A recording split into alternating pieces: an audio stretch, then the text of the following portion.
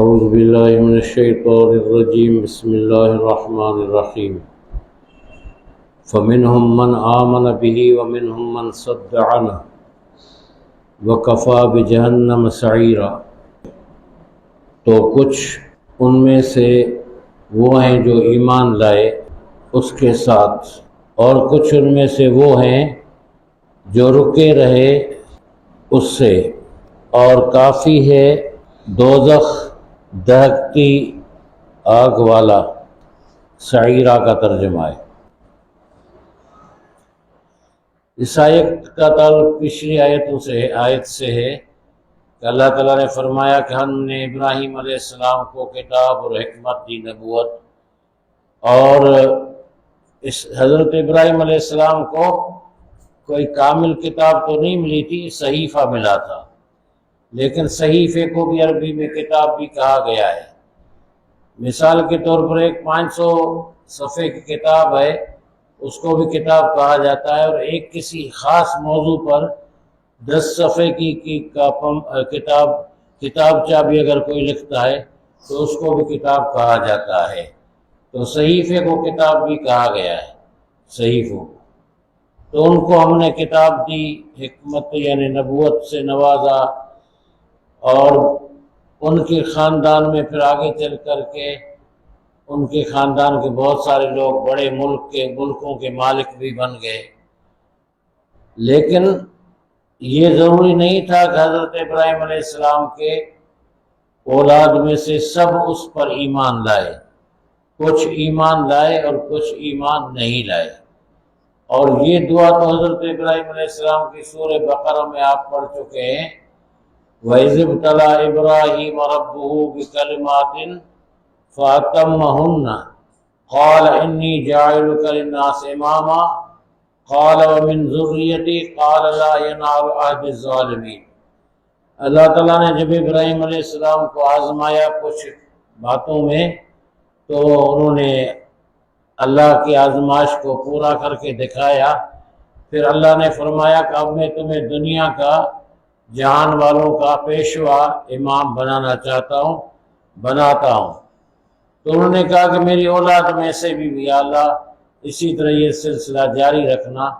اللہ نے فرمایا یہ سلسلہ جاری رہے گا، لیکن آپ کی اولاد میں سے جو ظالم لوگ ہوں گے، مومن مسلمان نہیں ہوں گے یا آپ کی پیروی نہیں کریں گے، ان سے یہ وعدہ میرا نہیں ہے، ان تک وعدہ یہ نہیں پہنچے گا، مانا وہ اس کے حقدار نہیں ہوں گے، اس کے حقدار۔ تو اسی حوالے سے یہ آیت ہے کہ پھر کچھ لوگ ایمان لائے اور کچھ لوگ رک گئے، تو ان کے لیے دوزخ کافی ہے۔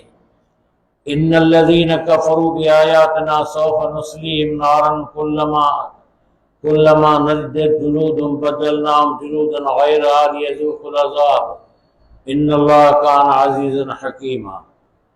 بے شک وہ لوگ جنہوں نے کفر کیا ہماری آیتوں کا، ان قریب ہم داخل کریں گے انہیں آگ میں، جب بھی جل جائیں گی ان کی کھالیں تو ہم بدل دیں گے ان کو اس کے علاوہ کھالیں، تاکہ وہ چکھیں عذاب کو۔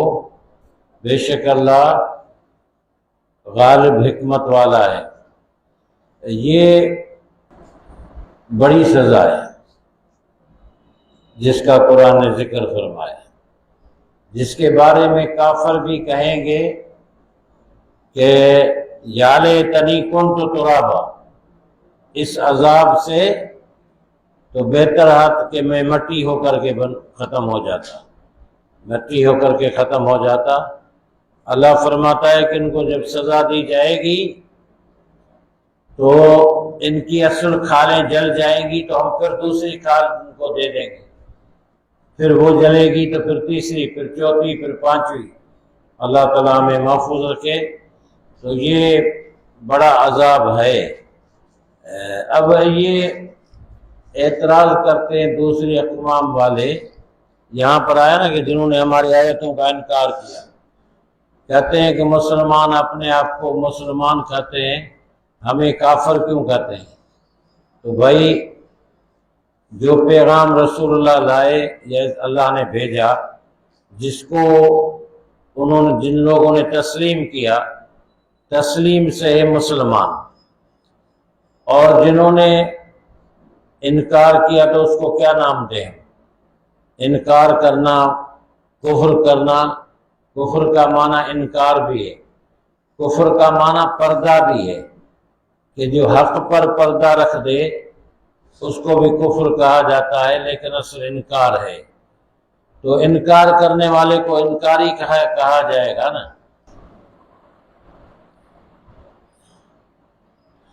والذین آمنوا وعملوا الصالحات سندخلهم جنات تجری من تحتها الانہار خالدین فیہا ابدا لهم فیہا ازواج مطہرۃ وندخلهم ظلا ظلیلا۔ اور جو لوگ ایمان لائے اور انہوں نے عمل صالح کیا، ان قریب ہم داخل کریں گے انہیں ایسے باغات میں جن کے نیچے نہریں بہتی ہوں گی، وہ ہمیشہ اس میں رہیں گے، ابد تک، ہمیشہ۔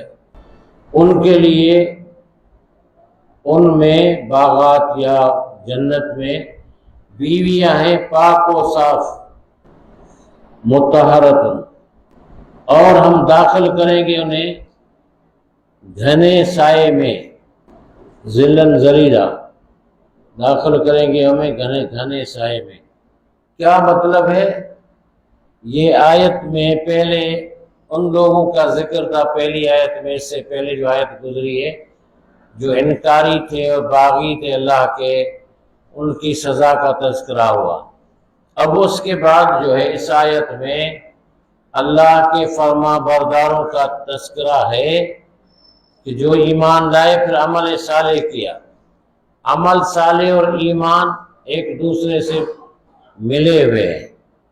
مثال کے طور پر جو ہے وہ ایک درخت ہے جو پھل لاتا ہے، مقصد بھی وہی ہے اس درخت کا، سایہ بھی دیتا ہے، تو یہ تو مفید ہے۔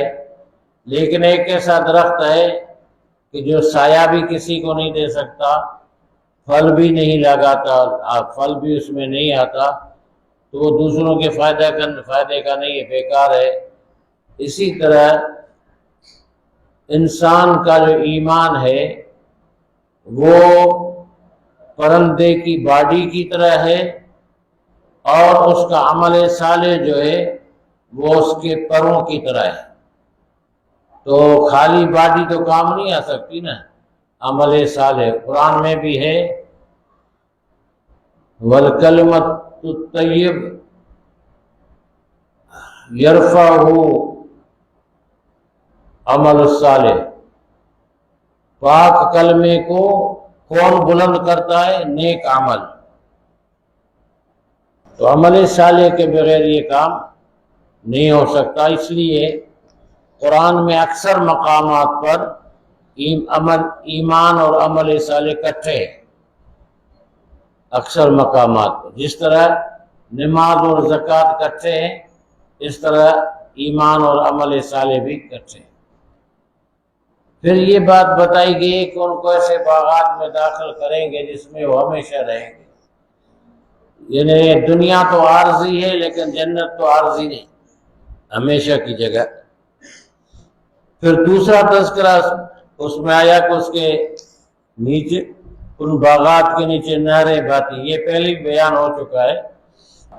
باغات میں وہ عرب لوگ اس باغ کو زیادہ اچھا بناتے تھے جو اونچائی پر ہو، نیچے نالیاں بھی بہیں پانی کی، اور چاروں طرف سے اس کو انگوروں کی باڑ بھی ہو لگی ہوئی، اور ایسے درخت اگائیں کہ جن کے سائے سکون والے ہوں، سایہ بھی ان کا گھنا سایہ ہو، سکون والا ہو، جس میں آدمی آرام بھی کر سکے۔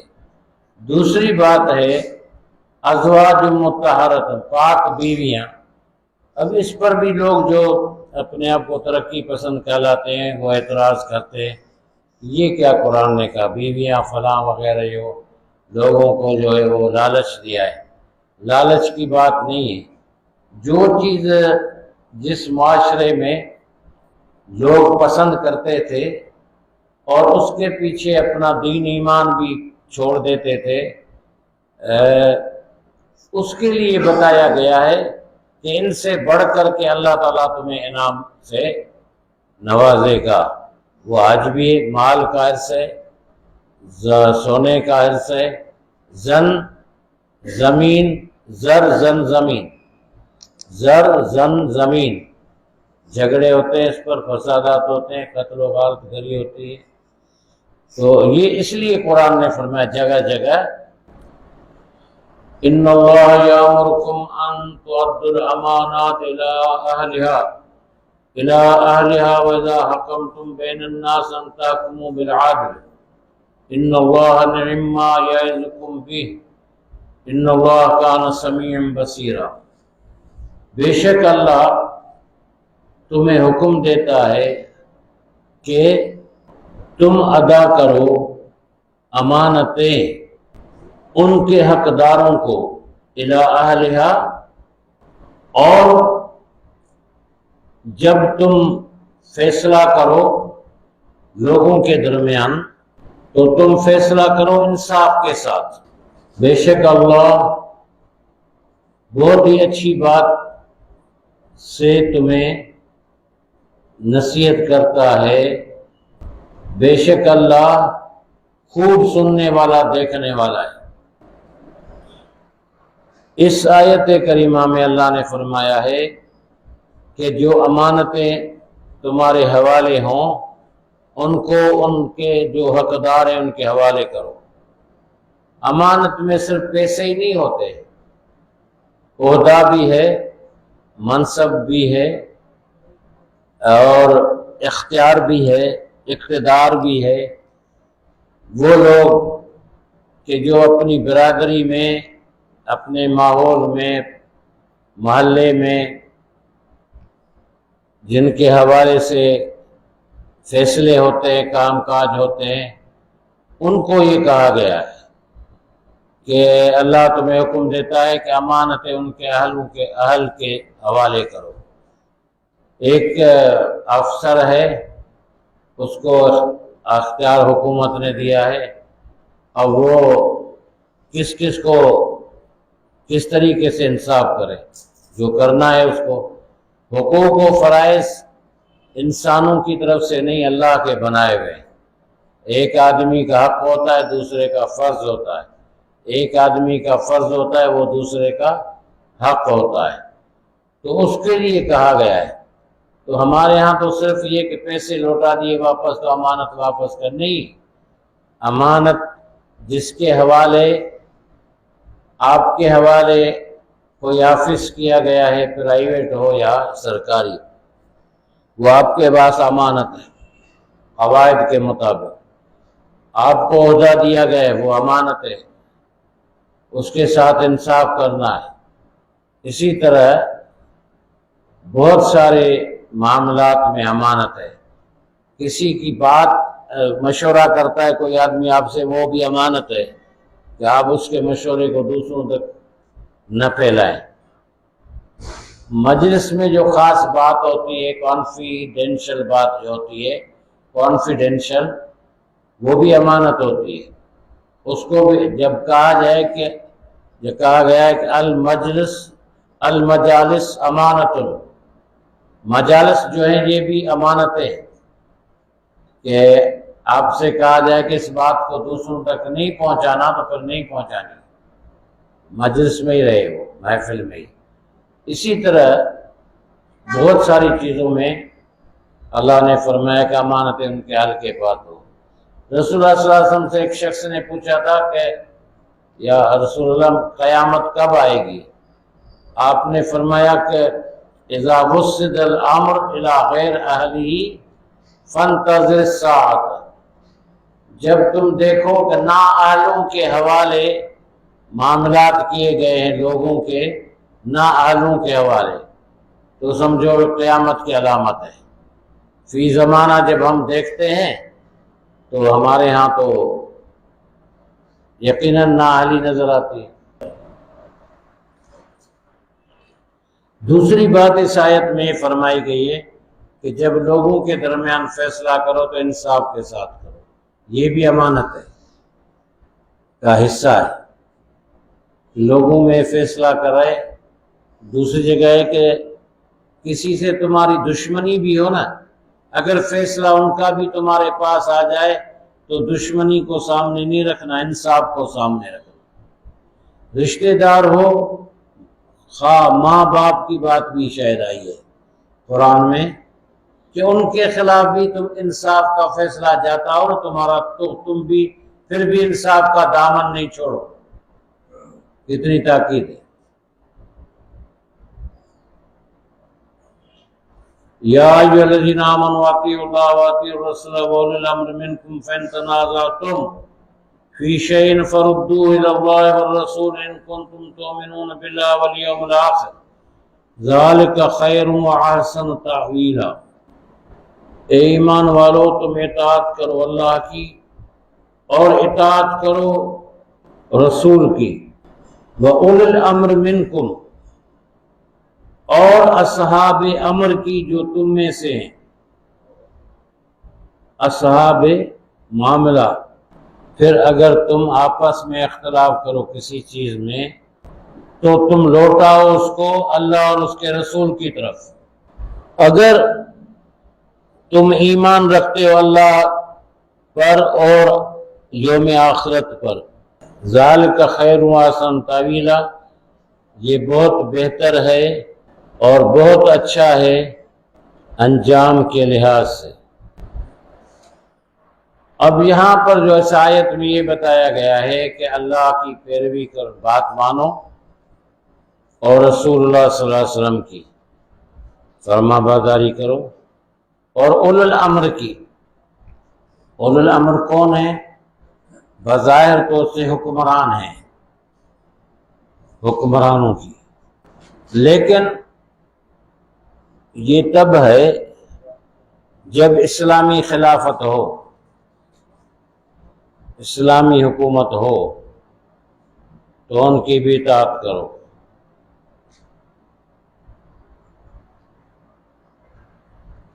یہ آیت جب نازل ہوئی ہے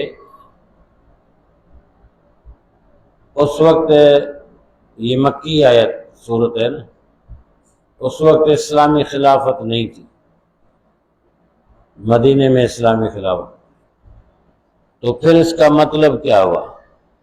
مطلب یہ ہے کہ جب اسلامی خلافت نہ ہو تو پھر جو صاحبان امر ہیں تمہارے اندر، امر کون ہے صاحبان امر؟